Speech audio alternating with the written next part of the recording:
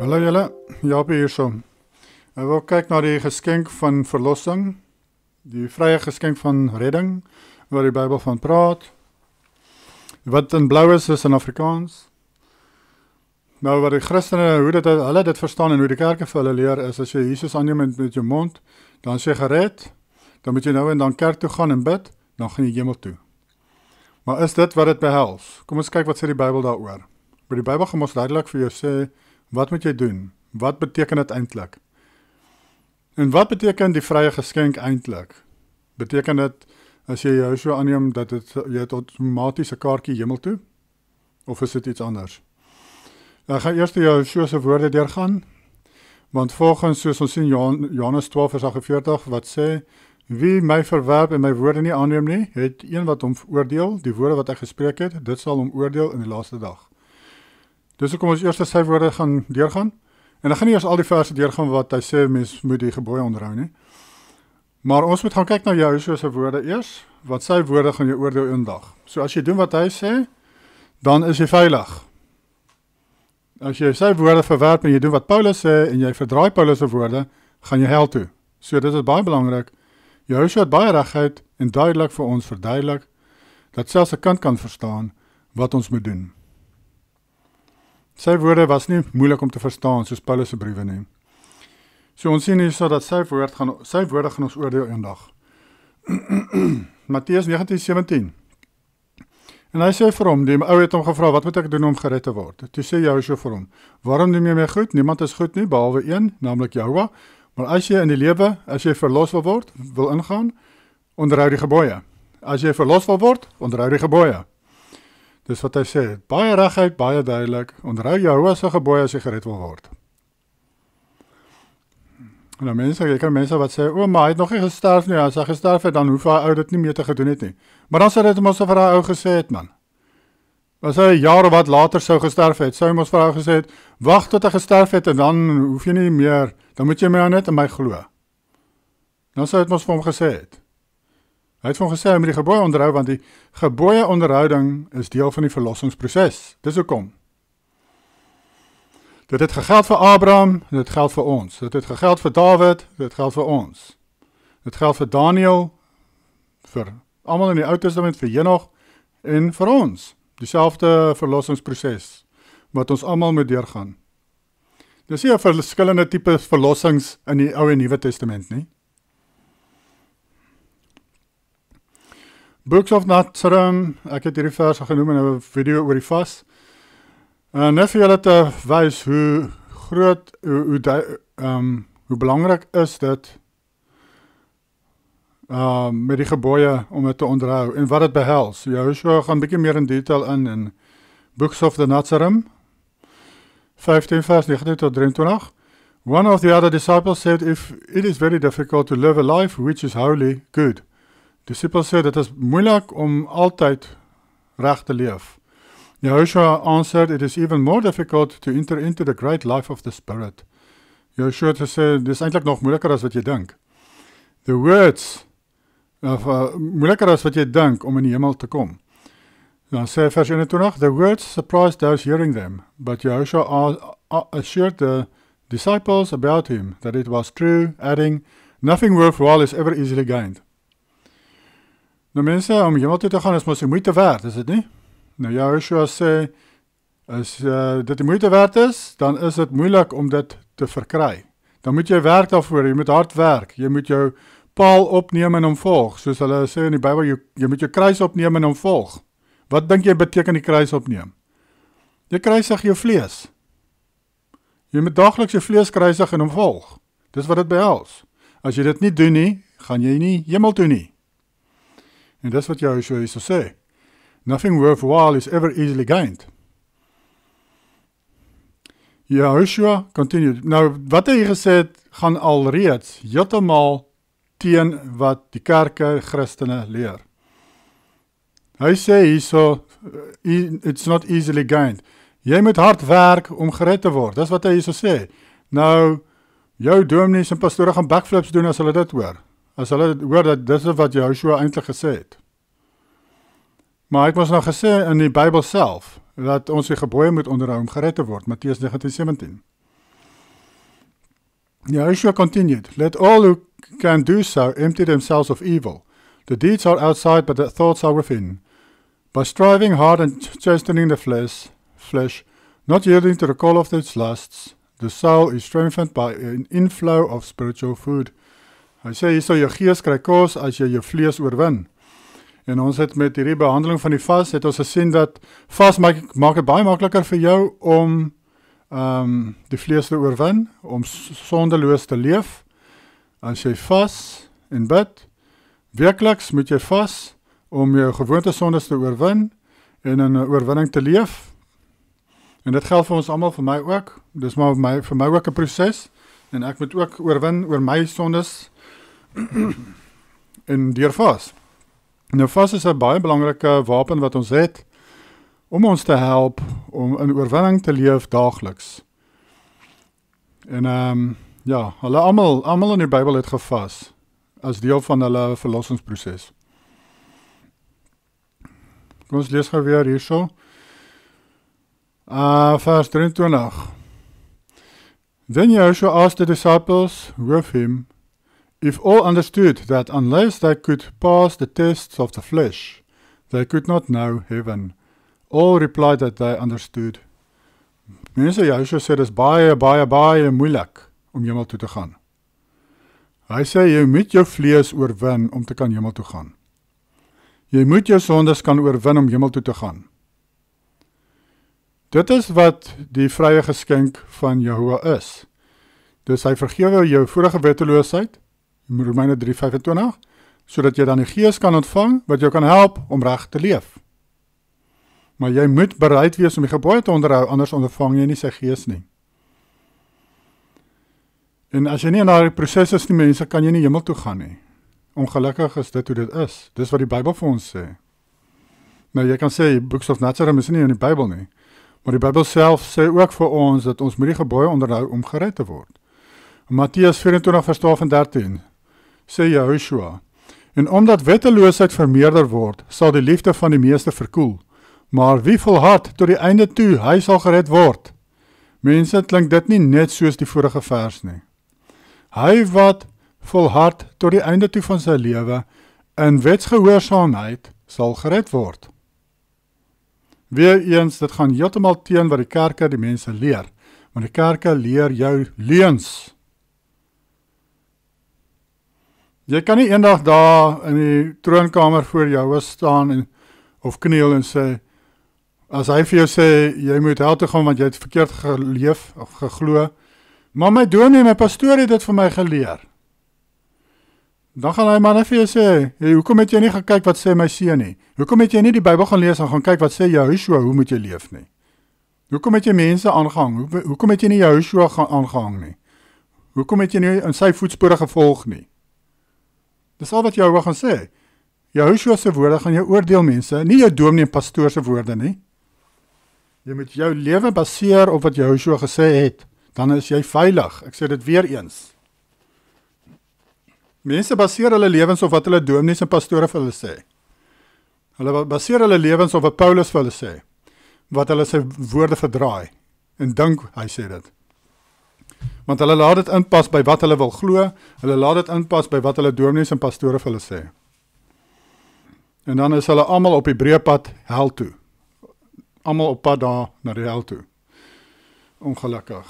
Want hulle het nie Yahushua se woorde aangeneem nie, hulle het nie gaan kyk, wat sê hy nie. Hy sê hier duidelik, mense, en omdat wetteloosheid vermeerder word, sal die liefde van meeste verkoel, maar wie volhard tot die einde toe, hy sal gered word. Volhard tot die einde toe in die gebooie, sal gered word. Matteus 19:17 het Yahushua mas ook gesê vir die ou wat gevra het, wat moet ek doen om gered te word? Toe het hy ook vir hom gesê, jy moet die gebooie onderhou. Hy het nie vir hom gesê, jy moet net 'n skietgebedjie opsê, wat jy is jammer vir jou sondes en dan gaan jy hemel toe nie. 2 Timoteus 3 vers 15 tot 17. En dat jy van kleins af die heilige skrifte ken, wat jou wys kan maak tot verlossing, deur die geloof in Messias Yahushua. Die hele skrif is deur Yahuwah ingegee en is nuttig tot lering, tot weerlegging, tot teregwysing, tot onderwysing in die geregtigheid, sodat die mens van Jahua volkome kan wees, vir elke goeie werk volkome toegerus. In rooi het ek hier geskryf, die heilige skrifte is die wet en die profete. Volgens Paulus help die wet en die profete met jou verlossingsproses. Die wet en profete rus mens toe om te leef soos Jahua van jou verwag, sodat jy aan die einde van jou lewe gered kan word. Dis wat Paulus geglo het, mense. Dis wat hy geglo het, dat jy moet gaan kyk wat sê die wet en profete, sodat dit jou wys kan maak, sodat jy gered kan word. Nou, almal sal gedink het, wat Christene is, sal gedink het, Timotheus is klaar gered, hy gaan hemel toe. Maar hierso sê Paulus dat hy is nog nie gered nie. Hier sê Paulus dat hy moet sy verlossing uitwerk. Dis 'n proses, sodat jy gered kan word. Nou, Paulus het klaar geglo dat Yahusha vir hom gesterf het, hy is klaar besig om die gebooie te onderhou, maar Paulus sê hy moet nog gered word. Want dis 'n proses, mense, jy moet volhard tot die einde toe van jou lewe. Dis hoekom Paulus die voorbeeld gebruik van 'n wedren. Jy moet die wedren hardloop tot by die eindlyn. Wat noem mense hulle? The finish line. Jy moet hardloop tot by die finish line. Dit help jy stop in die middel van die reisie, dan gaan jy mos nie 'n prys kry nie. Jy moet hardloop tot by die einde. Presies dieselfde. Jy moet volhard tot die einde van jou lewe in jou se gebooie, deur geloof in Yahusha om gered te word. Jy kan nie in die middel van die reis stop en dink jy gaan nou gered word nie. Jy gaan nou 'n prys ontvang nie. Dit werk nie so in die regte lewe nie. Efesiërs 2 vers 8 tot 9. Want uit genade is julle gered deur die geloof en dit nie uit julleself nie, dit is die gawe geskenk van Jahua, nie uit die werke nie, sodat niemand mag roem nie. Dan sê ek hier Romeine 3 vers 25. En die geel gedeelte gaan ek lees. Because in his forbearance Jahua has passed over the sins that were previously committed. Ja, onthou Yahusha het gesterf vir ons vorige wetteloosheid. Jou wetteloosheid word nie weggewas deur iets wat jy kan verrig nie. Dis wat dit beteken hierdie nie uit jou eie werke nie. Want hy praat oor die vergifnis van jou vorige wetteloosheid. Dat niks wat jy doen kan dit wegwas nie. Niks wat jy doen kan jou verlos van jou vorige wetteloosheid nie. Dis die geskenk, mense. Die geskenk is Jahua verskaf die bloed van Yahusha om jou vorige wetteloosheid weg te was, want jy kan dit nie self doen nie. Dis die geskenk. Dis wat dit beteken. Dit beteken nie, jy het jou ticket hemel toe nie. Daar is nog dinge wat jy nog steeds moet doen daarna. Nadat jou vorige wetteloosheid weggewas is, wat moet jy dan doen? Dan moet jy mos nou ophou wetteloos leef om te wys jy glo. Hier het ek geskryf, al wat jy kan doen vir die vergifnis van jou vorige sondes is om dit te bely. Ja, al wat jy kan doen, jy kan niks werke doen om jou vorige wetteloosheid weg te kan was nie. Al wat jy kan doen is dat jy bely daardie sondes wat jy gedoen het, en dit is die hek, Yahusha die hek. Jy gaan deur die hek, jy bely jou wetteloosheid aan Jahua en sê, is jammer dat jy gedoen, het moet sy gebooie op jou hart skryf en jou help om dit nie meer te doen nie. En dis wanneer jy deur die hek gaan, en dan, wat moet jy dan doen? Yahusha het gesê, dan sal 'n nou pad, die gebooie. Dan moet jy op daardie nou pad loop die res van jou lewe. Daagliks jou kruis opneem, jou vlees kruisig, die wettelose dinge in jou lewe uitsny. Jy moet in daardie proses wees, mense, om gered te kan word. As jy nie in daardie proses is nie, staan jy nie 'n kans nie. Jy staan nie 'n kans as jy nie in die verlossingsproses is nie.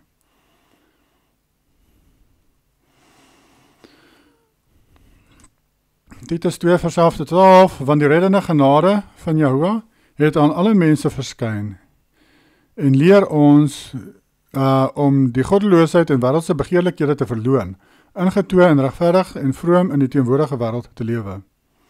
Genade is die vermoë wat ons ontvang om die gebooie te kan onderhou. Dis die definisie, Bybelse definisie van genade, is die vermoë wat ons ontvang om die gebooie te kan onderhou. Want hierdie righteousness wat genoem word in hierdie vers, se definisie, Bybelse definisie is gebooie onderhou.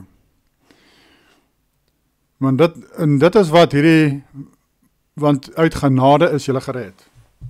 Genade beteken uit Yahuwah se vermoë om sy gebooie te onderhou, is jy gered. Deur die geloof. En deur die geloof ontvang jy die gees van Yahuwah om jou te help om dit te doen. En dit nie uit jouself nie. Jy kan nie self iets doen om jou se gees te ontvang. Jy kan nie self iets doen om jou wetteloosheid weg te was nie. Dis 'n geskenk van Yahuwah. Nie uit jou eie vermoëns nie.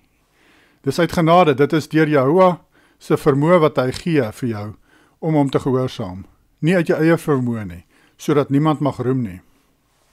Dis hoe dit werk. Romeine 8 praat Paulus weer daaroor en hy verwys dan weer na die wet van die gees en die wet van vlees, die wet van die gees en die wet van die vlees.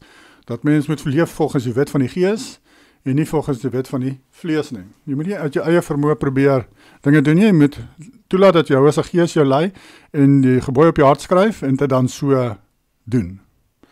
Dan moet jy dit so reg doen of reg leef. Filippense 2:12 Daarom my geliefdes, soos julle altyd gehoorsaam gewees het, nie in my teenwoordigheid alleen nie, maar baie meer nou in my afwesigheid, werk julle eie verlossing uit met vrees en bewering. Verlossing is 'n proses, jy moet volhard tot die einde toe om gered te kan word. Hier sê Paulus weer eens, jy moet volhard tot die einde toe om gered te word. Net soos wat Joshua gesê het. Niks anders, niks niets nie. Maar ongelukkig verdraai mense Paulus se woorde, soos Efesiërs 2 vers 8 en 9. Hulle gebruik hierdie Efesiërs 2 vers 8 en 9 sommer om te sê hulle kan doen wat hulle wil. Dis mos nou genade wat hulle gered word. En jy kan mos nou maar niks doen nie om gered te word nie. Dis hoe hulle dit interpreteer. Dis hoe jou kerk het vir jou leer. Hulle lieg vir jou mense, hulle verdraai hierdie woorde. Ek het nou vir julle mos verduidelik, wat is die definisie van genade? En wat is hierdie geskenk wat hierna verwys word?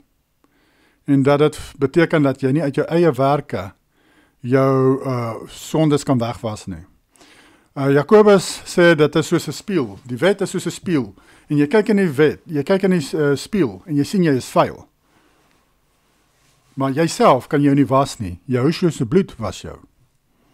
Jy kyk net in die spieël en jy sien jy is vuil. Dis wat Jakobus, hoe hy dit verduidelik. Romeine 8 vers 1 en 2 Daar is dan nou geen veroordeling vir die wat in Yahushua Messias is nie, vir die wat nie na die vlees wandel nie, maar na die gees. Want die wet van die gees van die lewe in Messias Yahushua het my vrygemaak van die wet van sondes en dood. Die wet van die gees maak my vry van die wet van die vlees. Omdat mense wegbeweeg van wat jou vlees begeer en jou vlees kruisig, word jy vry van die begeertes van die vlees, deur Yahuwah se gees, wat nou in jou werk en jou help. Vas help die gees om meer te kan verrig. Ja, vas maak dit makliker vir jou gees om jou vlees te oorwin, die wet van die vlees, of die wet van sonde en dood te oorwin in jou lewe. Die Yahuwah se gees word sterker as jy vas en dit maak dit makliker. So, dit is belangrik. En as julle gesondheidsissues het, dat iemand het in die comments genoem, het ek vir hulle gesê, kyk na intermittent fasting. Dit is 'n manier waar jy net 'n window, venster van 6 ure per dag eet, en die res van die tyd vas jy, so 18 ure vas jy. Maar selfs soos wat ek en my vrou partykeer doen, ons eet in 'n venster van 2 ure, 1 uur of 2 ure, so eintlik vas ons dan 23 ure of 24 ure. Soos wat ons, dis intermittent fasting, so jy kan, daardie venster waarin jy eet kan hoe lank ook al wees, soos wat jy kies, maar dis beter om nie meer as 6 ure te wees nie. Dis goed vir jou vlees, dis goed vir jou organe, om dit so te doen, jou organe kry 'n breek, en hulle kan herstel, veral as jy na meer as 17 ure vas, dan is dit baie goed vir jou organe, met die herstel van jou organe. En ek het dit nou gereeld begin toepas, hierdie intermittent fasting in elk geval, waar ek probeer meer as 20 ure per dag vas, en dan na die paar ure wat oorbly eet ek. En partykeer dan skip mens sommer maar net, dan eet jy eers weer die volgende dag. So dan is dit maklik om dan meer as 'n dag sommer sonder kos te gaan. Dis 'n goeie idee mense, en dis nie so moeilik nie, want onthou, jy slaap omtrent 8, 9 ure per dag in elk geval, dan kan jy maar net so 6 ure by dit sit, of 7 ure by dit sit, dan het jy jou intermittent fasting klaar gedoen. Jy begin net 'n bietjie later eet, jy eet byvoorbeeld nie dan ontbyt nie. Jy begin sê nou maar so 11 uur eet, 11 uur tot 5 uur. Ja, oké. Romeine 10. Vers 9 en 10. As jy met jou mond die meester Yahusha bely en met jou hart glo dat Yahweh hom uit die dode opgewek het, sal jy gered word. Want met die hart glo ons tot geregtigheid, met die hart glo ons tot wetsgehoorsaamheid, en met die mond bely ons tot redding. Dit is die konsep van Yahusha, die hek, en daarna die nou pad. Mense, dit is eintlik maar waarna Paulus hierso verwys. Yahusha die hek, jy bely jou sondes, en dan deur te glo wat lei tot geregtigheid, dis die aksies. Dit is die proses wat jy dan ingaan om die gebooie te onderhou. Deur in jou hart te glo lei jou tot wetsgehoorsaamheid, geregtigheid. En ons sien dit in 1 Petrus 2 vers 7 tot 8, dat die mense van daardie tyd, as hulle praat van geloof, praat hulle van gehoorsaamheid. Hulle praat van aksies, hulle praat van iets wat jy doen. Ek gaan dit hier so in Engels lees, 1 Petrus 2 vers 7 tot 8, hy sê dit meer akkuraat in Engels. Therefore to you who believe, he is precious, but to those who are disobedient, the stone which the builders reject has become a chief cornerstone and a stone of stumbling and a rock of offense. They stumble because disobedient to the word, to which they also were appointed.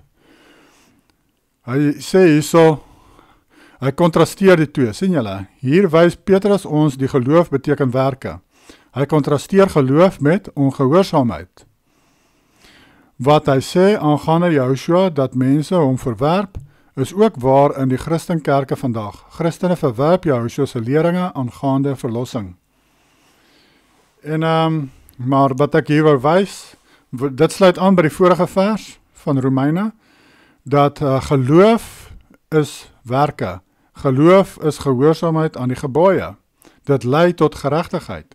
En dit is wat Paulus hier so sê. Dis nie 'n ander boodskap as wat hy gepreek het in 2 Timoteus 3 vers 15 tot 17 nie. Dis dieselfde boodskap. Dis net mense verdraai sy woorde, of mense verstaan nie die definisies van hierdie woorde nie. So, want met die hart glo ons wat lei tot geregtigheid. So, as jy glo, is dit gehoorsaamheid aan die gebooie. En dit lei tot geregtigheid. En met die mond bely ons tot redding. So, as jy doodgaan die oomblik nadat jy Yahusha aangeneem het as jou verlosser, gaan jy hemel toe, maar niemand gaan dood direk, behalwe daardie ou wat langs Yahusha aan die kruis gehang het, aan die paal gehang het. Hy is, sonder dat hy nodig gehad het om die gebooie te onderhou, is hy paradys toe, want hy het Yahusha aangeneem, so dit is die redding, daarso, by daardie punt. En as hy aangehou leef het, dan moes hy die res van die proses voltooi het, dan moes hy sy kruis opneem en Yahusha volg. Hy moes daagliks sy vlees kruisig en in daardie proses bly tot die dag wat hy doodgaan. Dis hoe dit werk. Soos ek sê, niemand gaan dood direk na hulle Yahusha aanneem as hulle verlosser nie. Ons almal het dit baie lank terug gedoen. So ons almal moet in daardie proses wees van heiligmaking.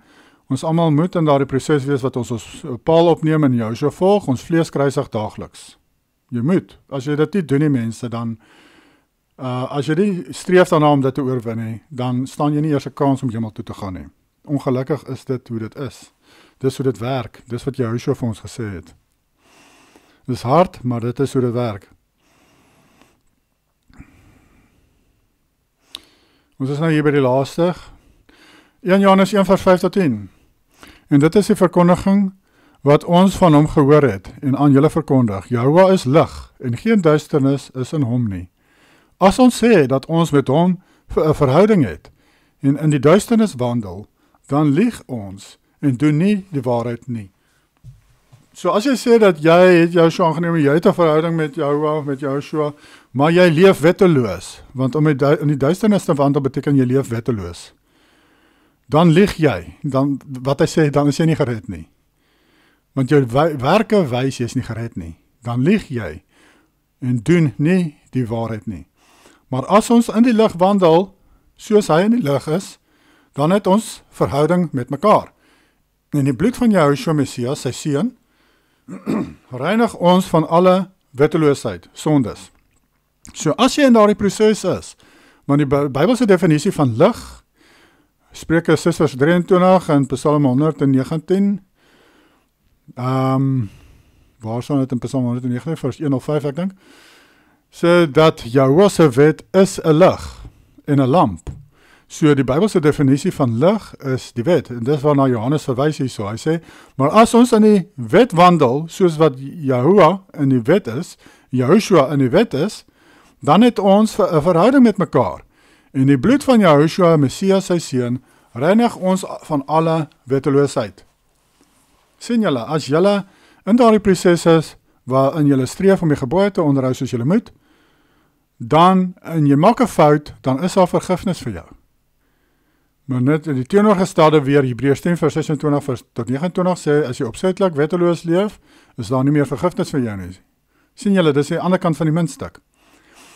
Vers 8, as ons sê dat ons geen sonde het nie, mislei ons onsself en die waarheid is nie in ons nie.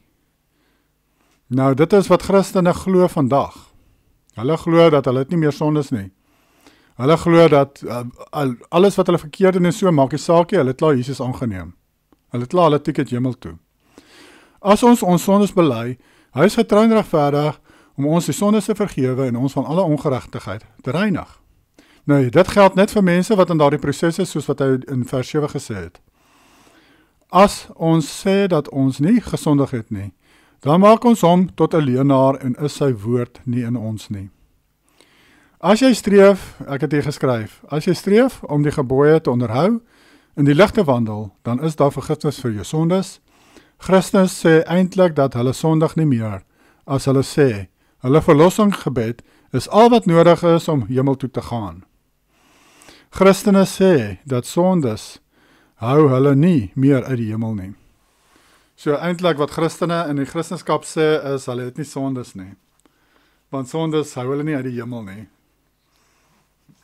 Dat hulle, soos ek sê, hulle klaar hulle kaartjie hemel toe en niks kan hulle uit Jehovah se hand uit ruk nie. Maar jy kan ook uit Jehovah se hand uit spring, het julle dit geweet? En dit is wat Christene doen, as hulle wetteloos leef, dan spring hulle uit Jehovah se hand uit. Hulle wys deur hulle werke dat hulle glo nie. Hulle wys deur hulle aksies, dat hulle is wetteloos en hulle het nie 'n verhouding met Jehovah of Jehoshua nie. Dis wat in Johannes hierso sê. Johannes sê vir ons, jy het nie 'n verhouding met Jehovah of Jehoshua as jy wetteloos leef nie. Dis wat die Bybel ons leer, dis wat Jehoshua ons leer. En ons kan sien, dit is wat hy sy disippels ook geleer het. En in Johannes 17 vers 6, in daardie gebed sê Jehoshua vir die Vader, dat die disippels wat die Vader omgegee het, hulle het die Vader se gebooie onderhou. Jehoshua het sy disippels geleer om die gebooie te onderhou. Dit staan daar ook dat hy het hulle geleer Jehovah se naam, Jehovah se karakter, en hulle het Jehovah se gebooie onderhou. En dis hoekom ons sien Petrus en Johannes hulle en Jakobus, hulle almal het dieselfde boodskap, dat jy moet die gebooie onderhou om 'n verhouding te hê met die Vader, met die Seun. Nou mense, as jy nie 'n verhouding met hulle het nie, gaan jy nie hemel toe nie. Hoe gaan jy hemel toe gaan as jy nie 'n verhouding het met die Vader of die Jehoshua nie? Dit gaan mos nie werk nie. Hoe gaan dit werk? Jy moet mos 'n verhouding met hulle hê. En volgens die Bybel wat ons hier lees, al hoe jy 'n verhouding met hulle kan hê, is dat jy die gebooie onderhou. Deur geloof in Jehoshua, jy bely jou sondes, en jy draai weg van daardie sondes, jy onderhou die gebooie, dan het jy 'n verhouding met hulle. Dis hoe dit werk. Dit is verlossing. Dis redding. Ons het gesien hierso dat met alles wat ons nou gelees het, dat redding en verlossing is 'n proses. Dit is waar jy die gebooie moet gehoorsaam deur geloof in Jehoshua. Jy moet jou sondes bely, soos wat Christene doen, maar ongelukkig is dit waar Christene stop. En daarna moet jy ophou wetteloos leef. En daarna moet jy jou laat doop. Ek het dit nou nie eers hierin genoem nie, maar ek het video's daaroor. Markus 16:16, wie glo en hom laat doop, sal gered word. So die stap na jou sondebelydenis is om gedoop te word, om te wys deur jou doop dat jy sterf as jy ou vleeslike mens en jy staan op uit die water as 'n nuwe mens met 'n hart van vlees en jy begeer om jou se gebooie te onderhou. Dis 'n gebed wat jy bid en vra dat Jahwe se gees die gebooie op jou hart sal skryf. Jou weer sensitief sal maak vir wat reg en verkeerd is. Petrus verduidelik daar vir ons wat die doop is in 1 Petrus 3 vers 15. 1 Petrus 3 vers 21, ek dink. So, dit is dan wat jy doen. Na jy gedoop is, dan draai jy weg van jou wetteloosheid af en jy begin vas inkorporeer in jou lewe, weekliks. Soos ek gesê het, jy kan selfs begin met intermittent fasting byvoorbeeld, en dit gaan dit ook vir jou makliker maak om dan 'n paar dae te kan vas nou en dan ook. As jy in 'n proses van intermittent fasting is dit baie makliker om dan net oor te spring na 'n 1 of 2 dag vas as jy moet of jy wil. As wat jy gereeld die hele tyd eet elke dag en nou skielik wil jy in 'n 1 of 2 dag vas ingaan. Dis nie so maklik nie. Baie makliker as jy al reeds in die proses is van 'n intermittent fasting. So dan inkorporeer jy dit in jou geestelike lewe en dit maak jou gees sterk en soos wat jy die vlees oorwin daagliks, maak dit jou gees nog meer en meer sterker. En dit maak dit makliker en makliker om jou vlees te oorwin. Dis die proses waarin ons almal moet wees en hoe ons almal moet leef en jy moet daarin volhard tot die einde toe van jou lewe. Soos wat Joshua gesê het, soos wat Paulus gesê het. Ons moet volhard tot die einde van ons lewens om dan gered te kan word. So, redding is 'n proses. Redding is nie 'n skietgebedjie paar dekades terug nie, mense. Dit was maar net die eerste stap gewees daardie. Dan moet jy die ander stappe mos nou ook doen. Laat jou doop, of doop jouself in jou bad, en dan begin die gebooie onderhou. Een van die hoofdinge wat jy kan begin doen is om ophou rugby te kyk op die Sabbat. Sommer die heel eerste ding wat jy kan begin doen. Begin jou Sabbat onderhou. Begin met die 10 gebooie, fokus op die 10 gebooie, maar ek sal sê, beslis saam met dit, hou op onrein diere eet, want jy maak deure oop vir bose geeste om jou aan te val, as jy onrein diere eet. En begin dit, en begin pagan goed uit jou lewe uitsny, soos Kersfees en Ishtar, en Halloween en al daardie gemors wat nie eers enigiets met die Bybel te doen het nie. En begin so in daardie proses inkom van heiligmaking en dan sal jy agterkom, dan word jy gepersecute. As jy begin doen wat reg is, dan eers gaan die mense jou begin persecute. Joshua het mos gesê, die wat hom volg, hulle sal gepersecute word. Nou, hoekom word jy nie gepersecute vir jou geloof nie? Dis omdat jy dan nie reg leef nie. As jy reg geleef het, sal jy gepersecute word. Want dan gaan jou familie mos nou nie meer saamstem met jou nie. As jy vir hulle sê, Kersfees is verkeerd, of jy sê vir hulle, jy kyk nie meer rugby saam met hulle nie, dan gaan hulle mos nou nie happy wees nie, of jy wil nou nie meer lekker etes gaan eet met Kersfees of Easter nie, of jy wil nie daar op 'n strand sit en na die son staar soos sonaanbidders met Easter nie, dan gaan hulle mos nou nie meer happy wees met jou nie. Dis wanneer jy gepersecute word, as jy jou se wil doen. Maar solank wat jy lou is en doen wat jy wil en doen wat die ander doen om jou, wat verkeerd is, gaan dit maar lekker gaan. Nou, niemand gaan jou persecute nie. En dit het my nogal gepla as 'n gelowige, toe ek tiener, ek weet nie of ek tiener was of so, maar daardie tyd, toe ek nog jonk was, het ek gedink dan, maar hoekom word ek nie gepersecute nie? Die Bybel sê dan, ek moet gepersecute word vir my geloof, as 'n Christen. En het is 'n saadjie wat Joshua se gees in my gesaai het, daardie idee van, hoekom word jy nie gepersecute nie? En ek het toe later in my lewe besef, persecution gaan hand in hand met jy wandel in Joshua se voetspore. Hy het die gebooie onderhou. 1 Johannes 3 vers 5 sê, hy het perfek die gebooie onderhou. En in Matteus 5:48 sê hy ons moet ook perfek wees, maar net soos wat hy was. Ons moet daarna streef. Maar die feit van die saak is, ek het toe besef dat ek het nie die gebooie onderhou, soos wat Joshua het nie. Ek het maar geleef soos al die ander Christene, ek het maar soos hulle geglo. Maar toe Joshua se gees die my oë begin oopmaak vir die waarheid, en ek begin het gehoorsaam, toe kom die persecution. Wee, daar is die persecution. Nee, die persecution is nou in my lewe. Thick and heavy. Ja, kyk, as jy die regte dinge begin doen, dan gaan jy eers gepersecute word. Ek kan nie dink aan wat is die Afrikaanse woord vir dit nie. Maar mense, dit is ook 'n teken dat jy is op die verkeerde pad, as jy nie gepersecute word vir jou geloof nie. Want dan beteken dat jy skyn nie jou lig nie. Dit beteken jy onderhou nie gebooie nie, want die lig, se definisie is die gebooie. As jy die gebooie onderhou, dan skyn jou lig, dan steek jy dit nie weg onder 'n emmer nie. Ja, jy moet vir die wêreld jou liggie skyn. Okay, geniet julle dag. Ek hoop julle dit geniet. Bye.